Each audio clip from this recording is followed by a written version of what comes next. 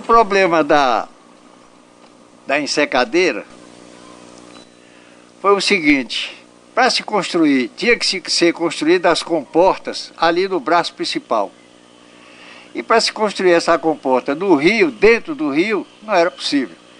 Tinha que se desviar. Nesses casos, a engenharia ou desvia o rio, ou faz um túnel, ou então faz a ensecadeira.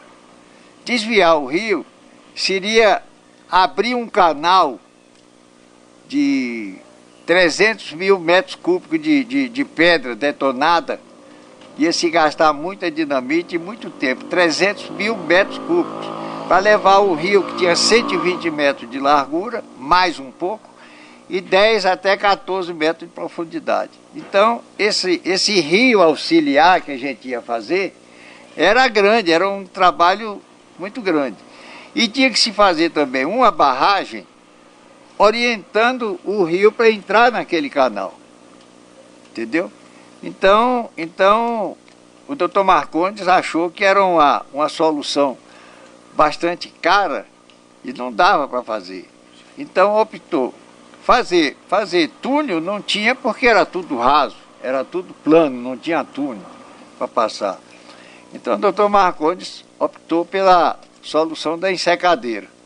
A ensecadeira são células, são cilindros de aço que se põem lateralmente um junto do outro, um junto do outro.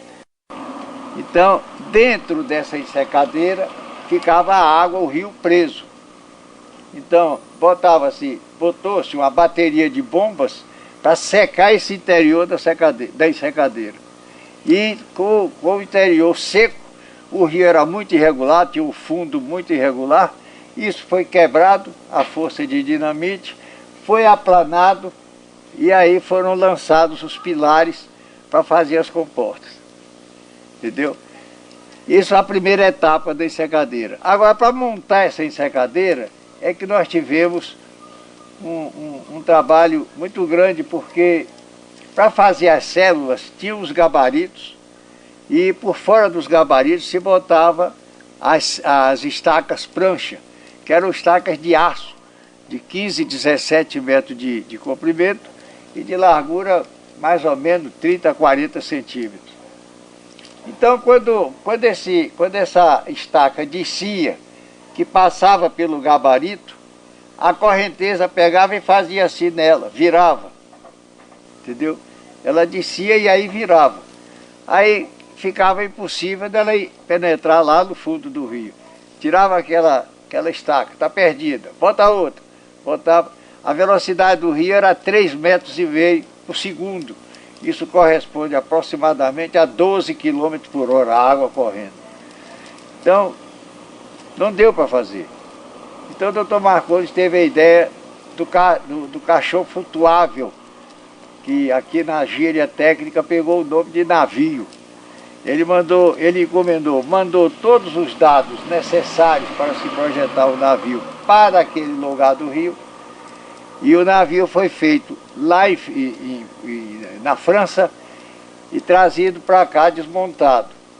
E foi montado lá na obra, na beira do rio. Teve uma carreira que o navio foi montado e aí escorregou e entrou no navio. Esse navio, então, era colocado no local onde a correnteza era muito forte. Ele era amarrado nas margens, em 2 bases de concreto, e ele ficava ali. A correnteza vinha, quando chegava no navio, ela abria, passava por fora e deixava um remanso aqui. Atrás do navio ficava um remanso. Nesse remanso, então, foi possível se botar essas estacas sem a correnteza virá-la. Na primeira etapa, construiu-se a comporta, os pilares montados, montou-se as comportas e passamos para a segunda etapa. Na segunda etapa, o rio estava estrangulado na primeira etapa. Então, na segunda etapa, o rio estava furioso, estava com toda a correnteza muito mais forte do que do outro lado. Então, quando o doutor Marcondes fez os cálculos para botar o navio ali, viu que seria impossível, porque em vez de 4 cabos ou 5, 6 cabos que prendiam o navio, que segurava o navio, segundo eu ouvi dizer, eu não trabalhei lá, mas ouvi comentários que seriam necessários 76 cabos de aço para segurar o navio ali, por causa da correnteza aumentada, porque o rio estava estrangulado a metade, jogando para cá.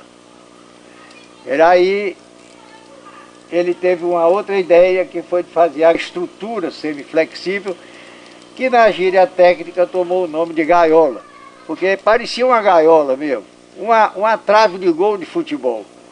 Era a boca aberta na frente e aqui os cabos de aço fechando uma rede atrás. E jogava-se pedra a montante disso, dentro da correnteza, a pedra vinha trazida pela correnteza e entrava na gaiola.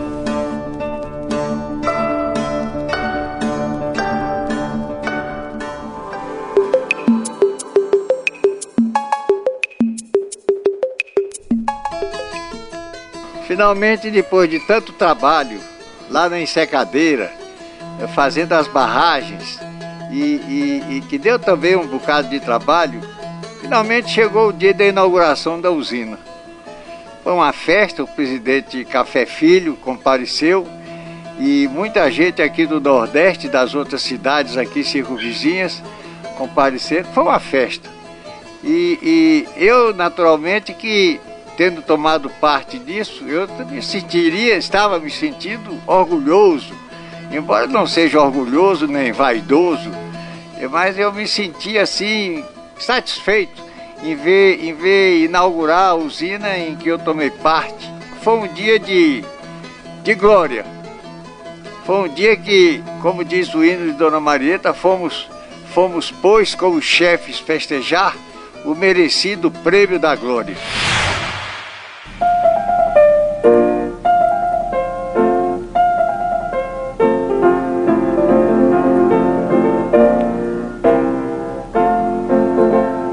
Somos os soldados da paz, valentes na batalha da construção.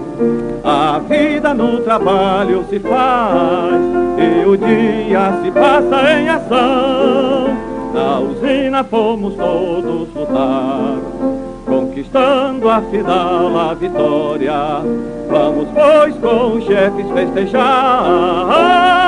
o merecido prêmio da glória. Paulo Afonso, da tua força, a energia vem trazer à nossa terra prosperidade e alegria. Nós somos os soldados da paz, valentes na batalha da construção. A vida no trabalho se faz e o dia se passa em ação. Na usina fomos todos lutar, conquistando afinal a vitória. Vamos, pois, com os chefes festejar o merecido prêmio da glória.